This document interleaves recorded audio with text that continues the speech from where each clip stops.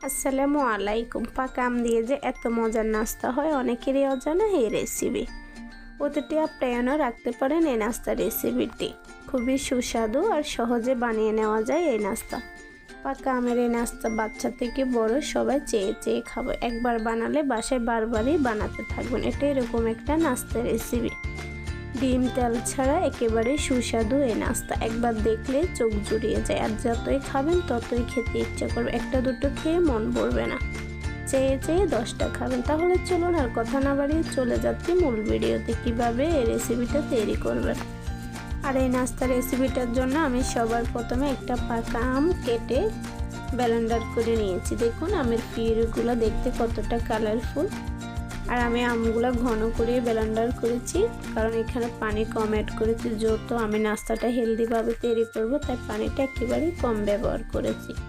আর এখন এই আমের পিউরি দিয়ে আমি একটা ব্যাটার বানিয়ে নেব। তাই এখানে আমের পিউরিগুলো বড় একটা বাটিতে ঢেলে নিয়েছি, আর তার মধ্যে দিয়ে দিলাম উষ্ণ গরম 1 কাপ লিকুইড দুধগুলো দিয়ে আমি আমের পিউরিগুলোর সাথে ভালোভাবে গুলিয়ে নিয়েছি। দেখুন কালারটা কত সুন্দর দেখাচ্ছে।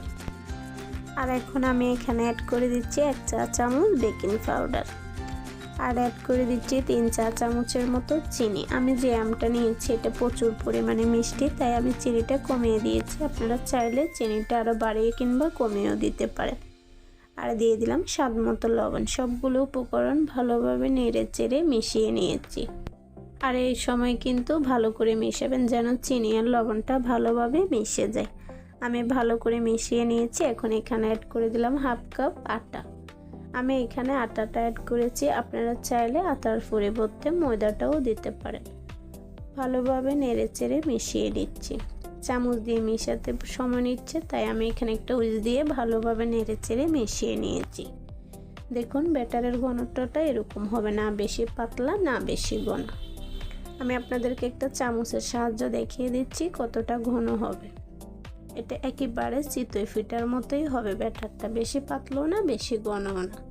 বেশি ঘন হয়ে গেলে পিঠাগুলো ফুলতে চাইবে না, আর বেশি পাতলা হয়ে গেলে পিঠাগুলো ফ্যান থেকে একেবারে উঠতে চাইবে না। তাই ব্যাটারের ঘনত্বটা অবশ্যই ঠিক রাখার চেষ্টা করবেন।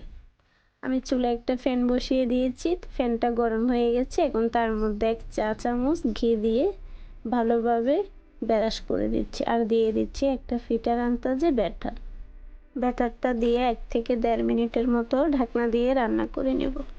আর এই পিঠাটা বানাতে বেশি সময় লাগে না, জাস্ট 1 থেকে 2 মিনিট হলে হয়ে যায়। দেখুন পিঠাটা কত সুন্দরভাবে ফুলকো জালিদার হয়েছে, আর দেখতে কতটা সুন্দর ও লোভনীয় দেখাচ্ছে।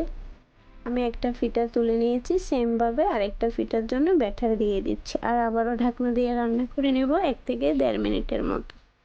ঢাকনাটা দিলে তাড়াতাড়ি হয়, ঢাকনা না দিলেও 2 থেকে 2.5 মিনিটের মধ্যেই পিঠাটা খুব সুন্দরভাবে হয়ে যায়। আর দেখুন কতটা জালিদার, দেখেই খেতে ইচ্ছে করছে, তাই না? আমি এই পিঠাটা বাসায় একবার বানিয়েছিলাম, কিন্তু আমার মেয়ের পিঠাটা এতই পছন্দ হয়েছে ও বারবার বানাতে বলে।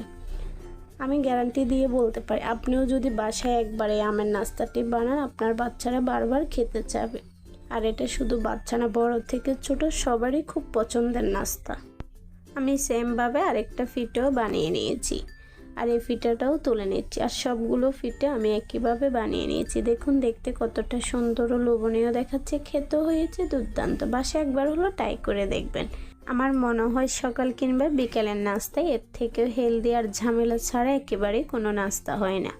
রেসিপিটা ভালো লাগলে একটা লাইক করতে বলবেন না। রেসিপিটা কেমন হলো অবশ্যই কমেন্ট করে জানাবেন। আর রেসিপিটা ভালো লেগে থাকলে শেয়ার করে আপনার বন্ধুদেরকে দেখার সুযোগ করে দেন।